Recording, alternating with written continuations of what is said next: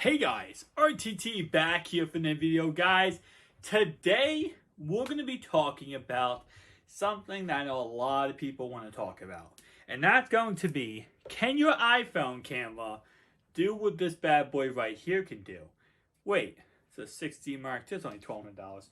No, we're talking about, can your iPhone camera do what a Sony mirrorless camera can do? This is the A7 III. It's a very hot camera right now because a lot of people love this camera. Now the A7S III did just come out and a lot of people are excited about that too, but the question is, can you get the same results from an iPhone 12 Pro Max as you can from either of these cameras? Now this is the best camera you can buy right now for iPhone. You can't buy a better camera than the iPhone I am shooting on at the moment.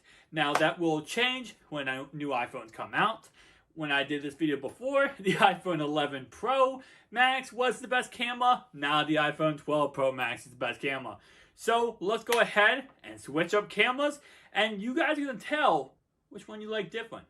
Now for all these cameras, I'm going to go ahead and use the same similar type of lens. It's going to be a 50mm lens. Now there's two different versions. I have 50mm. I'm going to be using for my Canon, which is a Canon version, and then a Sony 50mm. Now, I was going to kind of keep it the same exact lens by using a Metabones on both my Sony and, of course, on my just on my Sony, but it wouldn't really make sense, in all honesty, because if I use the Metabones, it takes away from the native lens, and it doesn't give the correct autofocus / focal points that I want to show you in this video. So let's go ahead and switch it up, guys. 1 sec.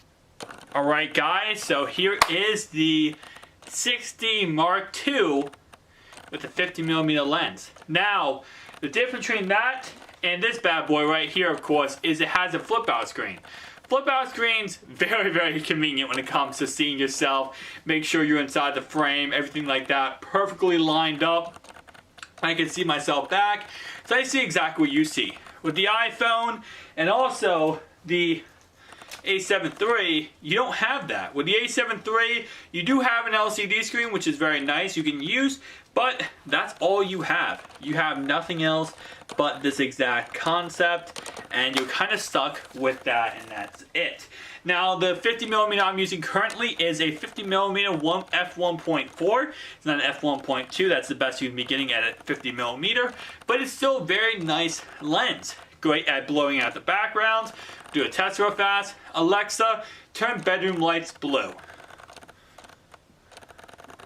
And even with low light, as you can see, the light got a little bit lower. Still focusing on my face, very perfect. Something that I'll say the A7 III will be a king at.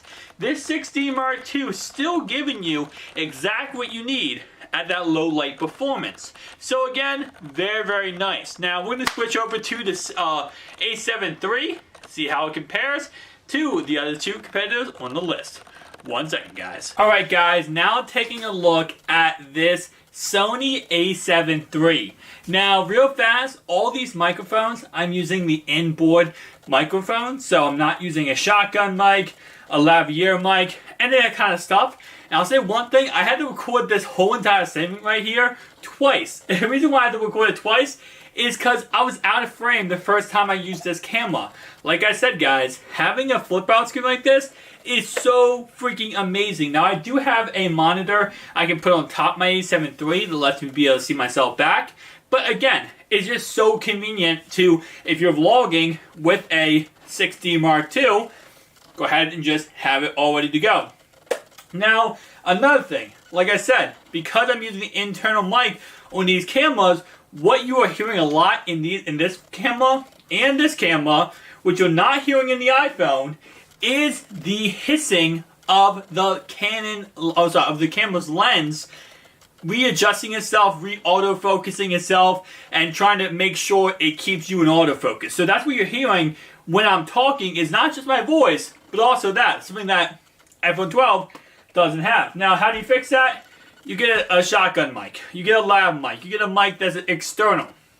The good thing about these cameras is they both have external audio ports. This bad boy right here and then this one is on the side of the camera just like this one.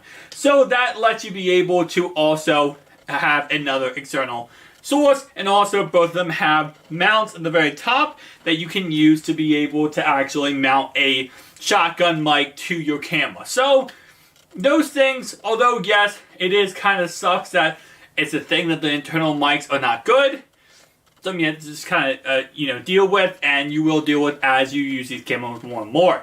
Now, most people, if they care about audio quality, they're not using regular mics. I mean, internal mics. They're using external mics, like I said, like a shotgun mic or a lav mic.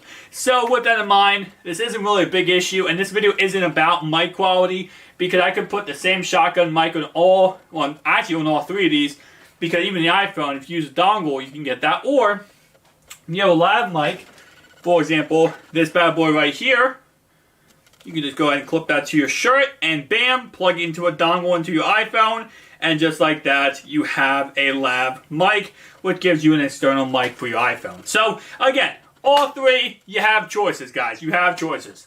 But tell me down below, which of these three looks best to you? I'll see you guys in the next one. Peace out.